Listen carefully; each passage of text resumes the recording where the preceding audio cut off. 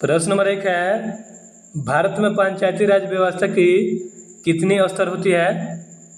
तो देखिए फ्रेंड्स, भारत में पंचायती राज व्यवस्था की 3 स्तर होती हैं। इस बात का आप ध्यान रखेंगे। आइए फ्रेंड्स, पंचायती राज व्यवस्था के बारे में कुछ फैक्ट जान लेते हैं। भारत में जो है पंचायती राज व्यवस्था की 3 स्तर होती है। ग्राम स्तर पर ग्राम पंचायत, प्रखंड या ब्लॉक स्तर पर पंचायत समिति तथा जिला स्तर पर जिला परिषद का गठन किया गया है। भारत में पंचायती राज व्यवस्था की त्रिस्तरीय समिति की सिफारिश बलवंत राय मेहता समिति ने दी थी। इसको स्टार लगा लीजिए फ्रेंड्स। अगर आपसे प्रश्न पूछ ले, भारत में त्रिस्तरीय पंचायत समिति की व्यवस्था का सिफारिश किसने किया था, तो ये किया था बलवंत राय मेहता समिति ने। 73वें संविधान संशोधन 1993 द्वारा पंचायती राज व्यवस्था को संवैधानिक मान्यता मिली थी तथा LM सिंघवी समिति ने पंचायती राज संस्थाओं को संवैधानिक दर्जा प्रदान करने की सिफारिश की थी। इस बात का आप ध्यान रखेंगे। भारत के संविधान के भाग 9 अनुच्छेद 243 तथा अनुसूची 11 में पंचायती राज व्यवस्था का प्रावधान किया गया है तथा संविधान के भाग 4 में स्थित राज्य के नीति निर्देशक तत्वों के अनुच्छेद 40 में ग्राम पंचायत के गठन का प्रावधान है।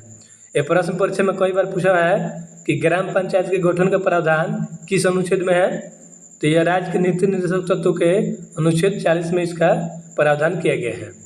और पंचायती राज व्यवस्था जो है राज्य सूची के अंतर्गत आता है।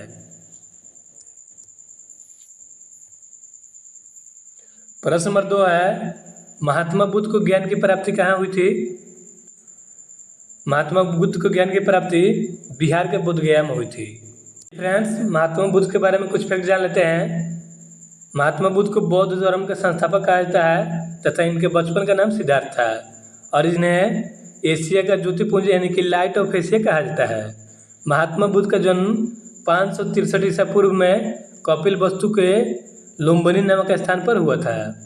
देखिए फ्रेंड्स, BC जो है ईसा पूर्व को संक्षेप में BC कहते हैं। इस बात का आप ध्यान रखेंगे।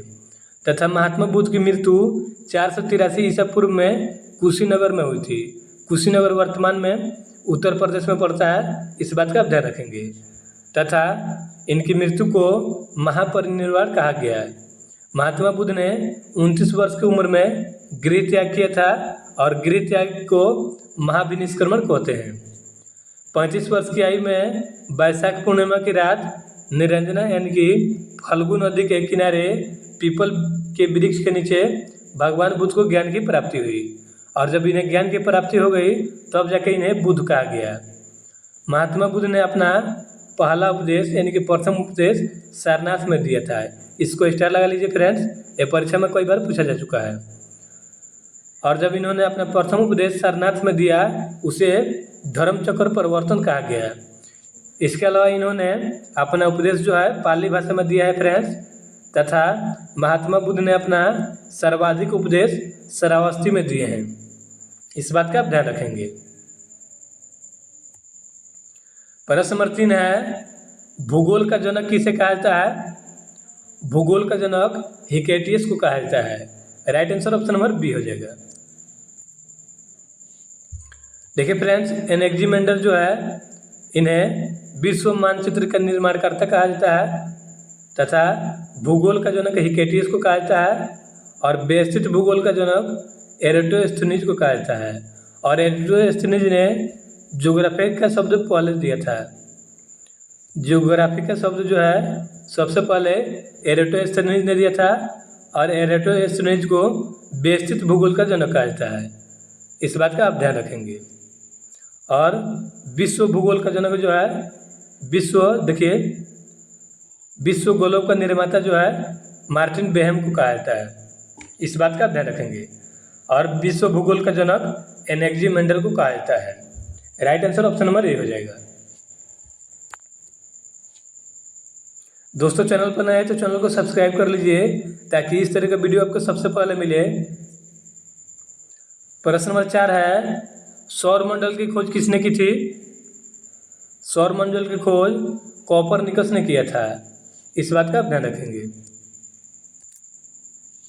बात करें रदरफोर्ड की, तो रदरफोर्ड ने अल्फा किरण, बीटा किरण नाइट्रोजन तथा नाभिक की खोज रदरफोर्ड ने की थी।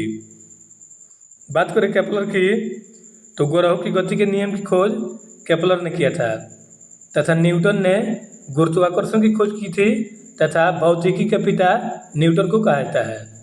और कोपरनिकस ने सौरमंडल की खोज की थी। और कोपरनिकस जो है दोस्तों पोलैंड का निवासी था, इस बात का आप ध्यान रखेंगे।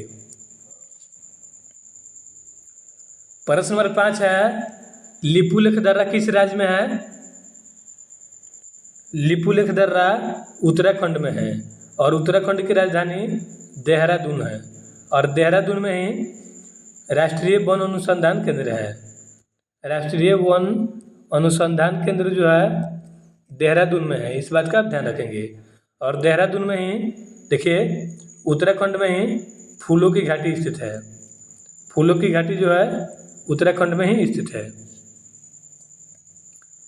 लिपुलेख दर्रा जो है यह उत्तराखंड में स्थित है, इस बात का आप ध्यान रखेंगे।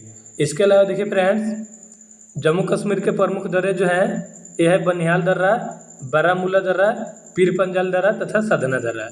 ये चारों दर्रे जो है जम्मू कश्मीर के दर्रे हैं। उत्तराखंड के सभी दर्रे जो हैं नीति दर्रा, माड़ा दर्रा और लिपुलेख दर्रा है।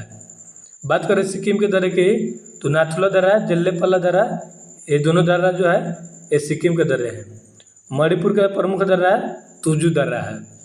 देखिए फ्रेंड्स, आपको एक प्रश्न के साथ उससे संबंधित जो भी ऑप्शनल फैक्ट है उसको कवर कराता चलता हूँ। तो चैनल पर नए हैं तो चैनल को सब्सक्राइब कर लीजिए। हमने लूसेंट का सीरीज शुरू किया है, यह पार्ट 2 है। पार्ट 1 आपने नहीं देखा है तो उसको जाकर देख लीजिए।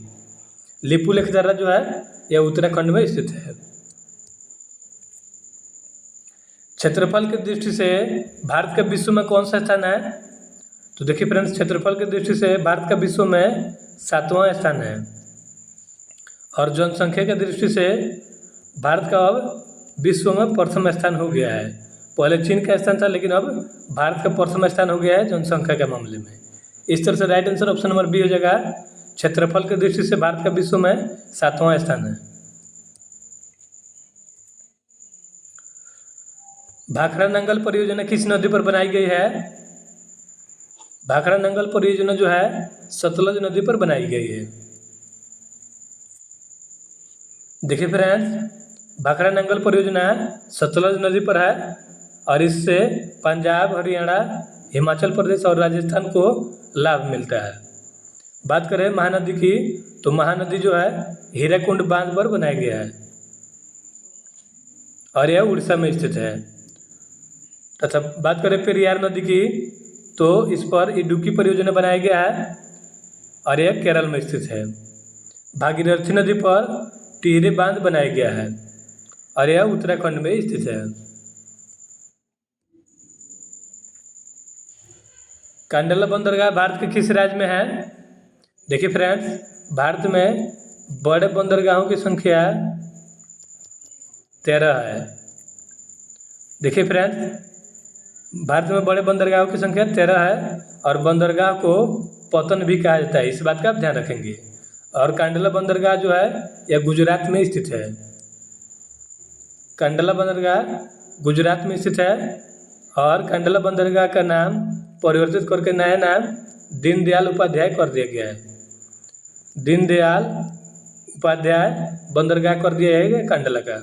और कांडला बंदरगाह जो है यह मुक्त व्यापार के लिए प्रसिद्ध है और यह ज्वारीय बंदरगाह भी है, इस बात का आप ध्यान रखेंगे।